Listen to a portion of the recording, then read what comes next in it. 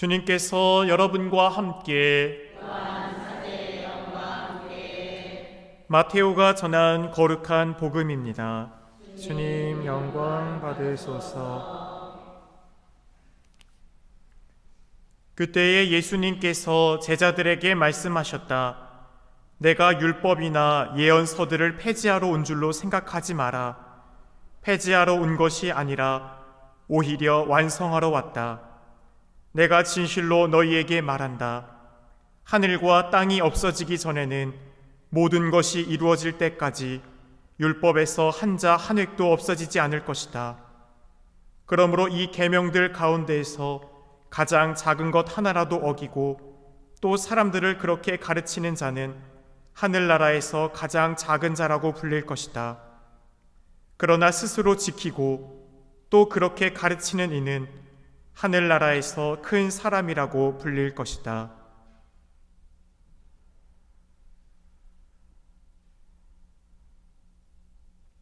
주님의 말씀입니다. 그리스도님 찬미합니다. 참 예수님, 오소서 성령님, 새로나게 하소서. 사랑하는 교회 여러분, 오늘 복음에서 예수님께서는 우리에게 분명히 선언하십니다.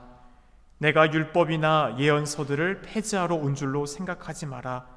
폐지하러 온 것이 아니라 오히려 완성하러 왔다.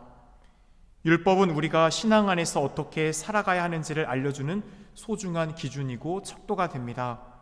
그런데 율법을 어떻게 지킬 것인가만 생각하다 보면 그 율법이 우리에게 왜 주어졌는지, 그리고 그것을 왜 지켜야 되는지, 그 율법의 중심에 무엇이 있는지를 놓치기가 쉽습니다. 예수님께서는 율법의 외적인 행위가 아니라 그 중심에 자리 잡고 있는 사랑의 이중계명, 곧 단일한 사랑이라는 그 정신에 다시금 우리가 또 초점을 맞출 수 있도록 오늘 우리에게 또 말씀하셨습니다. 바오로 사도도 로마서 13장에서 이렇게 또 이것을 가르쳐 주셨죠. 남을 사랑하는 사람은 율법을 완성한 것입니다. 그 밖에 다른 계명이 있을지라도 그것들은 모두 이 한마디, 곧 내 이웃을 너 자신처럼 사랑해야 한다는 말로 요약이 됩니다. 사랑은 이웃에게 악을 저지르지 않습니다. 그러므로 사랑은 율법의 완성입니다. 남을 사랑하는 사람은 그 율법을 완성시켰다라는 것이죠. 형제자매 여러분, 우리는 종종 우리가 어떤 외적인 행위를 지키는 것으로 의롭다라고 착각할 수 있습니다. 주일도 빠지지 않고 또 교무금도 잘 내고 또 우리가 십계명에 어긋나는 행위들을 하지 않고 살아간다고 하면서 또 어떤 성사적인 부분에 있어서 걸릴 것이 없다라고 느낄 수도 있을 겁니다. 물론 이것은 신앙인의 기본적인 의무이자 소중한 실천입니다. 하지만 그것이 전부라고 할 수 없습니다. 사랑이 빠져 있다면 그 모든 행위는 껍데기에 불과한 거치장이 될 수도 있습니다. 예수님께서는 외적인 법만을 지키던 바리사이들을 자주 꾸짖었습니다. 마태복음 12장을 보면 사도들이 안식일에 배가 고파 미리삭을 뜯어먹게 됩니다. 그러자 그것을 갖고 시비를 거는 그 바리사이들에게 예수님은 분명히 선언하셨죠. 내가 바라는 것은 희생 제물이 아니라 자비다. 율법의 본래 목적은 사람을 살리는 것임을 다시 한번 깨우쳐주고자 하셨습니다.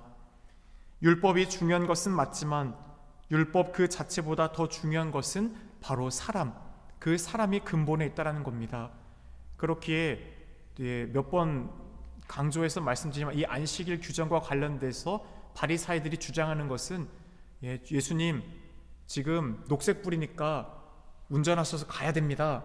그런데 예수님은 앞에 사람이 쓰러졌는데 너 밟고 갈 수 있냐? 이 얘기예요. 그런데도 율법학자 바리새인은 뭐라고 하는 거예요? 법은 법입니다. 뒤에 차 안 보입니까? 녹색 불이면 가십시오. 아니다. 이 도로교통법이 왜 생겼냐? 사람을 살리기 위해 있는 게 아니냐?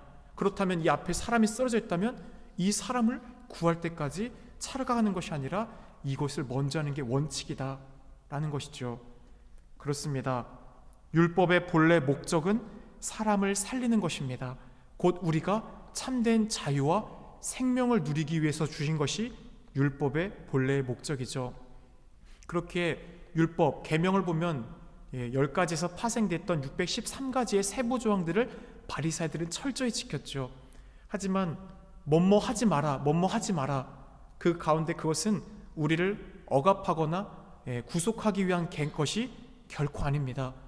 하느님 안에서 우리가 참된 자유를 누리기 위해서 우리에게 주어진 범위가 있음을 깨닫게 하는 것이죠. 그렇게 우리가 그 가운데 사랑의 마음으로 모든 것을 할 때 주님은 우리가 참된 자유를 누릴 수 있기를 바라셨기 때문에 우리가 어떤 구속과 제약이 아니라 그 가운데 내 정신을 통해서 늘 모든 것 안에 거침없는 생명의 자유를 누리기를 우리를 바라십니다. 결국 사람을 향한 사랑이 있을 때 우리는 자유를 누리게 됩니다. 사랑이 빠진 율법은 힘이 없습니다. 사랑 없는 실천은 형식에 지나지 않기 때문입니다. 그러나 사랑으로 행해지는 계명은 사람을 살리게 되고 공동체를 살리고 우리의 영혼까지 살리는 은총을 갖게 됩니다. 그렇기에 마르코복음에서도 예수님께서는 안식일이 사람을 위하여 생긴 것이지 사람이 안식일을 위하여 생긴 게 아니다, 주객이 바뀌어서는 안 된다라고 우리에게 분명히 선언하셨죠. 또 루카복음에서는 예수님께서 18해 동안 병마에 시달리던 여인을 안식일에 고쳐주십니다. 그때 회당장은 그것을 일로 보면서 일할 수 있는 날이 엿새나 되기 때문에 안 됩니다 라고 하죠. 하지만 예수님께서는 사랑으로 그 사람을 고쳐주셨습니다. 사랑은 언제나 법보다 앞섭니다. 사랑은 사람을 향하고 하느님의 마음을 드러냅니다. 예수님의 오늘 말씀을 표현하자면 이렇게 바꾸어 표현할 수 있다고 생각됩니다. 계명을 철저히 지키는 것만으로는 부족하다. 그 계명의 정신, 즉 사랑을 살아가야 한다. 계산하고 따지는 신앙이 아니라 사랑 안에서 흘러나오는 자연스러운 실천이 모든 것의 중심이 된다. 그래서 우리는 우리 스스로를 다시 한번 돌이켜 보아야 합니다. 나는 주님이 주신 계명을 사랑으로 지키려고 노력하는가? 아무런 생각 없이 그냥 의무감에 외적인 행위로서 나를 규율하는 것으로 생각하며 그것을 지키기 위해 버거워하진 않는가? 이웃을 판단하고 비판하기 전에 그들을 이해하고 그들을 생명의 길로 이끌 수 있도록 그들을 살리기 위한 길을 나는 먼저 바라보고 있는가? 일상 속에서 작은 친절과 배려를 실천하고 있는가? 율법은 우리를 구속하는 것이 아닙니다. 우리가 자유롭고 더 깊은 사랑으로 나아가게 하려고 주어진 것입니다. 결국 우리는 죄의 종살이에서 해방되어 자유를 누리기 위한 하느님 나라의 상속자로 초대받은 사람들입니다. 큰아들은 아버지 집에서 종처럼 일했습니다. 아버지, 저는 당신의 집에서 어떤 것 하나 어김없이 종처럼 일했는데 어떻게 동생이 오니까 가산을 더 저렇게 다 잃어버리고 온 막내 자식이 왔을 때 더 잘해주십니까? 못내 아쉬움을 표현했죠. 그렇지만 아버지는 큰아들에게 종으로서 살라고 부르지 않았습니다. 얘야, 너는 늘 나와 함께 있지 않느냐? 그게 자유죠. 하느님과 함께 살아가는 것. 그러는 가운데 나는 너에게 어떤 것을 허락받고 쓰라고 하지 않았다. 내 것은 다 네 것이다. 그런데 아들 스스로가 자신을 신분을 종으로 끌어내렸죠. 아버지는 그를 자녀, 상속자로서 불러주셨지만 본인 스스로가 아버지와의 관계 안에서 종이 되었습니다. 철저히 어떤 행위를 지키는 것으로 그는 아버지의 집에 있다고 생각했지만 그 철저한 종속 가운데 자유를 잃어버렸습니다. 하느님은 우리가 완벽한 사람, 하나의 실수 없는, 과오도 없는, 죄를 짓지 않는 완벽한 자녀로 살라고 우리를 부른 게 결코 아닙니다. 수없이 우리는 또 죄를 짓고 반복하고 넘어지고 쓰러집니다. 그 가운데서도 아버지, 당신의 무한한 자비와 사랑이 저를 초대하고 있음을 믿기에, 아버지의 그 대자대비하신 사랑을 제가 알기에 또 당신 앞에 왔습니다. 그러면 얘야, 이 아버지의 그 무한한 사랑이 너를 다시 한번 일으켜준다. 그것을 체험하는 가운데 우리는 자유를 배우게 됩니다. 그렇기에 우리가 두려움, 사랑은 두려움을 이겨낸다고 했죠. 아직 두려움 속에 하느님과의 관계가 두렵다는 것은 하느님의 그 사랑을 진정으로 우리가 깨닫지 못했다는 겁니다. 사랑은 두려움을 이겨냅니다. 그렇게 우리에게 이 사순식이 다시 한번 필요한 것은 모든 사랑을 우리에게 보여주신 이 십자가에서 벗을 위해 목숨을 바치는 것보다 더 큰 사랑은 없다라는 것을 우리에게 보여주심으로 그 사랑의 길을 따를 수 있도록 초대해 주신 그 주님의 사랑에 깊이 있게 우리를 내어 맡겨드리는 겁니다.